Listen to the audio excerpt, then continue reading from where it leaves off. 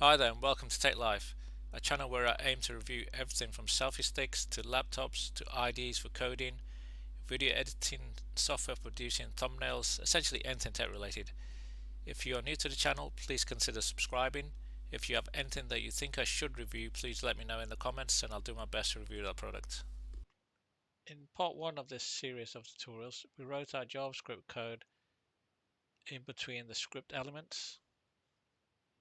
So if I can show you what we did in part 1. This was the HTML page that we created. It was called index.html, and then we had the body tags which sit within the HTML page, and then we had the script tags, and within the script tags we had the JavaScript code, and that is okay, that's fine if we only have a few lines of JavaScript code. But more often than not, we'll have maybe hundreds of lines of JavaScript code, and in that type of scenario, it's far better for us to separate out the JavaScript code from the HTML code. So doing this not only unclutters our HTML code, but it means that our HTML files contain code that is solely focused on content. We create a separate file for our JavaScript code, which is focused on the behavior of the page. So we'll leave all the content related code in the HTML file, and then any code that is JavaScript which deals with the behavior of that web page, we move off into a separate file. So I'm going to show you how to do that in this short video. So the first thing we need to do is to create a new file, and we can do that by going up to File, New File, and we give this file a name. We're going to be outputting stuff to the console, so I'm just going to call this output, but I'm going to give it an extension of .js. Obviously .js stands for JavaScript. Visual Studio Code is asking us where we want to place this .js file, and we're going to put it into this folder called code. So that's fine. We create it there. We go back to our HTML page, and what we need to do is cut this line of JavaScript, copy that, and we need to paste it into our .js file. Paste into there, and we do a save. And now we go back to our index.html, and now we can delete this JavaScript, so the only thing left in our HTML page is HTML code. What we do need to do is somehow reference that new file that we've created. So we have to tell this HTML page where to go and find that JavaScript file, and we can do that by adding we add an attribute to this script tag. The attribute we're going to add is called source, src, and we do source equals open inverted commas, and we place the name of our JavaScript file within these inverted commas. So it was called output. And Visual Studio is clever enough to know that we're after this output.js, so we just click on that, and that should be okay. Okay, let's save that.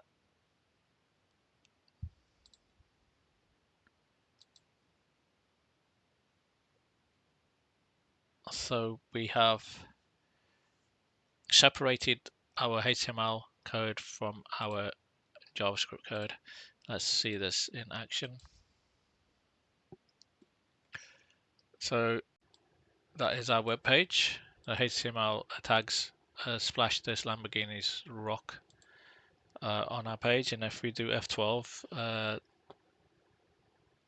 we can look at console and we can see that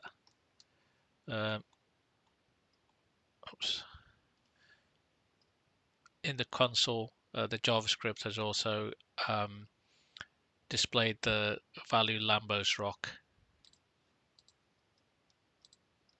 and that's from here. So the Lambos rock value is taken from the JavaScript code that we've placed in the .js file. We can also run JavaScript outside of a browser or use Node.js in order to do that.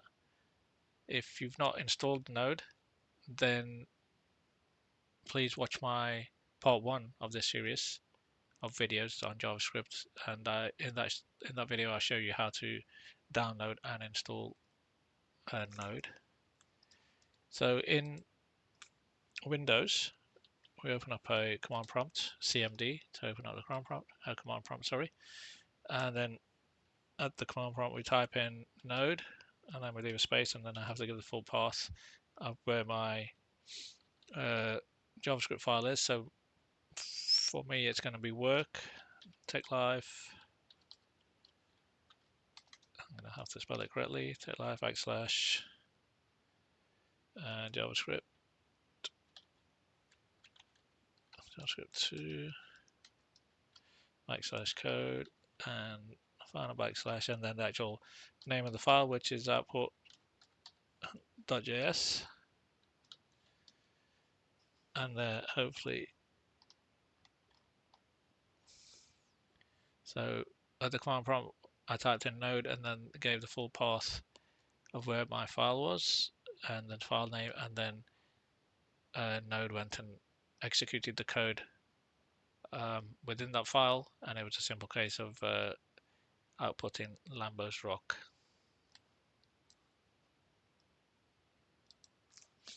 Visual Studio Code has an integrated terminal, so you don't have to even open up a command prompt.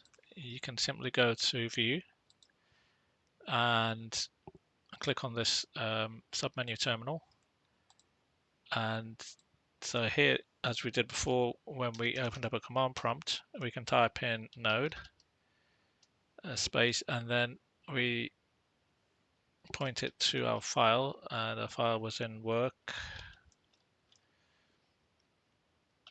tick life JavaScript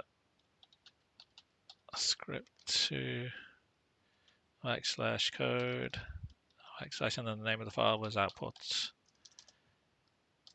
output.js. And here again I can see Lambos rock is printed out, and that's come directly from this piece of JavaScript code. Okay, so I'm going to wrap up this part of the beginner's JavaScript tutorial. This was part 2. A quick recap on what we discussed. So in this short video we said that while it's perfectly acceptable to place JavaScript code within the script tags of a HTML page, it's far better to separate out the JavaScript code from the HTML code. Firstly, because it unclutters our HTML code, and secondly, because it means that our HTML files contain code that is solely focused on content, and we can place our behavioral code, our JavaScript code, in a totally different file. We created this file, we called it output.js, and we placed our JavaScript code within that, and we saw that running from our browser.